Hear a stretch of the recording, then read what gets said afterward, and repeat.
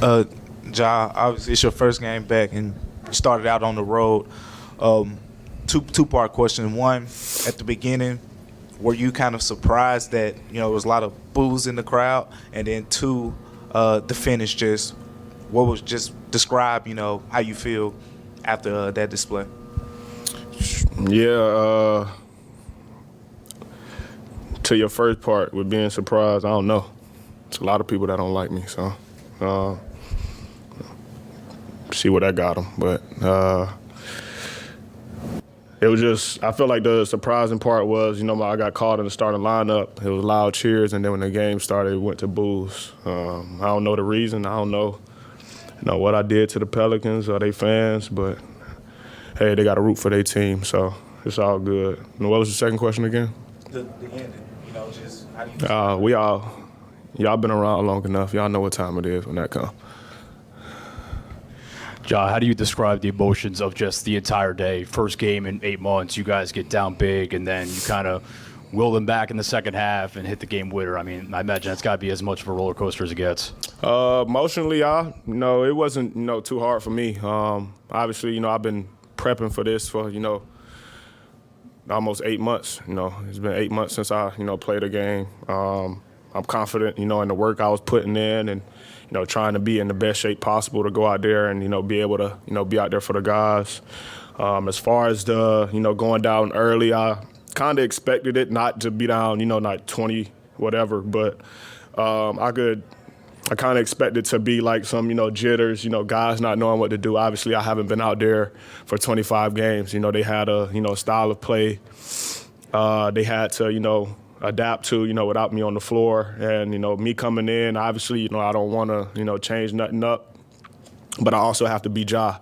And I felt like, in that first half, I was just kind of, trying to figure out, the game. And then, second half, I pretty much in the locker room just told the team, stay together, that we can make a run. And, normally when, that happens, when you have a big lead, it's hard to keep it in the NBA. It's a game of runs, especially, with us being on the road. That's the extra chip, we have to play with. We got to bring a lot of toughness and energy. And pretty much said we was good. And, it showed, later in the game. Once we got going, got some stops, our offense started clicking, and we was able to come out with a win.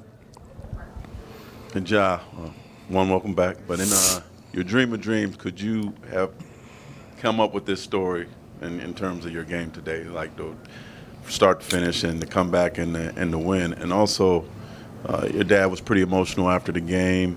Can you share what you guys talked about after the game and what his presence so close to the bench meant to you? Felt like it was the perfect, ending, perfect day, being able to come back and play, and also deliver, a game winner for us to win the game. Over this little time, I've been, putting a lot of trust in God, even more, getting closer with God, and I know He has a plan for me, and I feel like, it's already written. So, I'm just, letting Him lead me. And as far as my dad, obviously it's a lot of emotions throughout the whole family. We all was pretty much excited.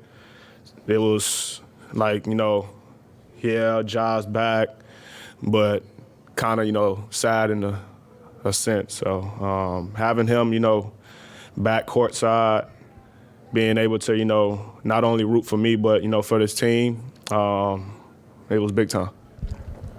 Ja, how much does it obviously it's your first game back, but does it feel like a reset for the entire team now that you guys can have everybody pretty much settled? You got more reinforcements coming. What is it going to feel like this next stretch? I wouldn't necessarily. It feels like a reset, but I do feel like with me being back and this coming week, we should have some more guys coming back. We should be, pretty much a good team. Obviously, we got to, keep the good things we've been doing over this, first 25 games and, keep obviously working on that. But I feel like the number one thing for us is just, holding each other accountable while we out there on the court, being able to, get on your teammate, but also your teammates, being able to, get on you and nobody getting in their feelings or getting mad. And tonight, I don't know if anybody was around the bench or, on the court, but I heard a lot of that, and I actually shared it with Dez after the game. Like, I feel like it's going to make us, so much better. I missed a couple rebounds, and, having Dez say something to me like, effing rebound, it was something, I wouldn't say it was new, but it's something that made me just lock into it and, being able to come back, have 6 boards, couple of them, late is, what we need to be able to, turn the page. Hey, Ja. Jared Reed, Propels Talking New Orleans. This summer, you sponsor a camp here in New Orleans. JT Thomas, he's from New Orleans. It's kind of ironic that you kind of have a game like that here. We already had this plan. Yeah. So as the schedule came out, he was the first person I texted. So it's ironic that this happens today, and I was able to talk to your dad. I was able to talk to your uncle that was there at the camp.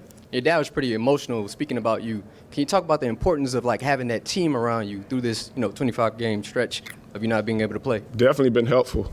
They showed me a lot of support. I felt like it was needed, not only during this process for me, but for them as well to obviously learn from me. I feel like, in this world, a lot of us make mistakes. And I feel like my message, the message they got, from mine is that regardless, if you make a mistake, you just, have another chance to, fix it and, reinvent yourself. And them, I'm hearing a lot of, job, I'm proud of you, how you carrying yourself and this and that from them. And I can see how it changed them as well with, how they go about, their days too. So, definitely, something good. I feel like that's the good that, happened, during this process. I obviously don't wish it, it happened, but it definitely, took me, my family, my team to the next level. 2 things, just sort of real quick. One, you talked about feeling your way into the game in the first half. Were you feeling any of the effects of not having played since April from a fatigue standpoint? Oh, for sure. Yeah. Yeah. And the gold shoes, were those special for the return?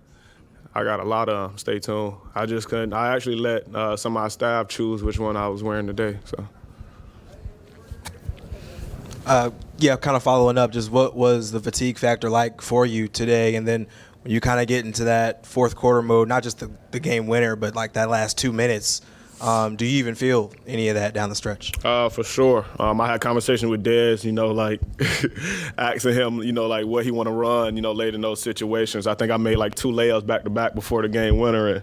And, when I was going to take off and come down, I felt like my calves was about to start cramping. That timeout we had to draw the last play up, I actually had a massage gun, my calves. And I told Dez, asking him, do we want to, get an easy bucket? Jaren pretty much, had a, smaller defender on him. Should we just, go in the post, with the time? So, so at that point, it's just, I pretty much just had to, lock in and go deliver.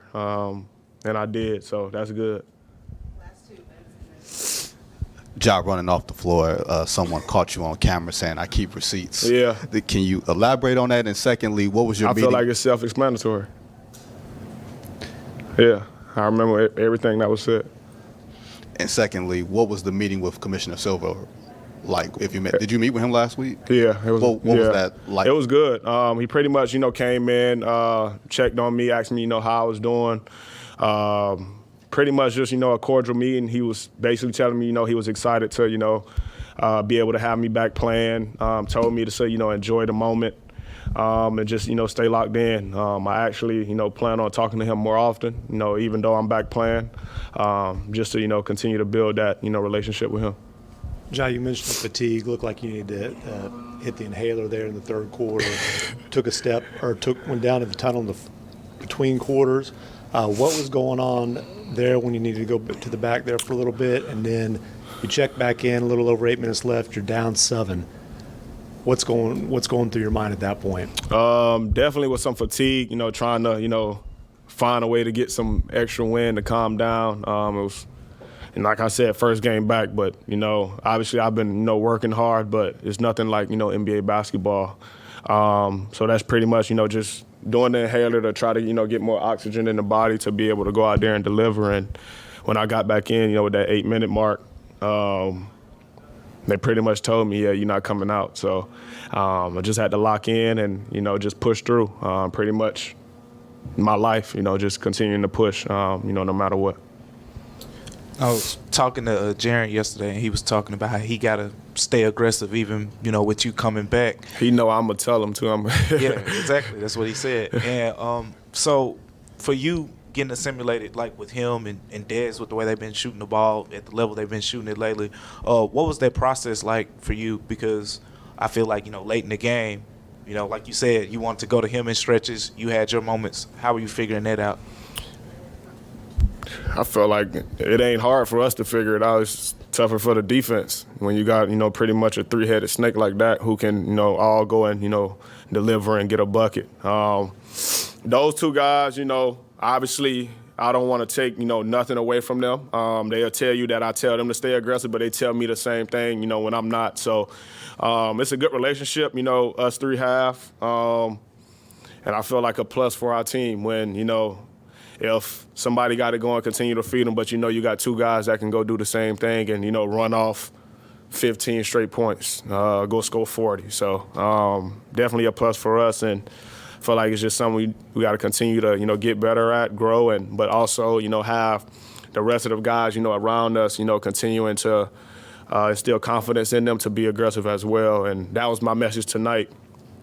Coach come into, the huddle and basically preach me, Jaren, Dez, different plays we can run. But my message to the other two guys on the floor is if y'all get it, there's no reason y'all shouldn't be aggressive anyway. We all put the work in, day in and day out. And I see it, every day. So.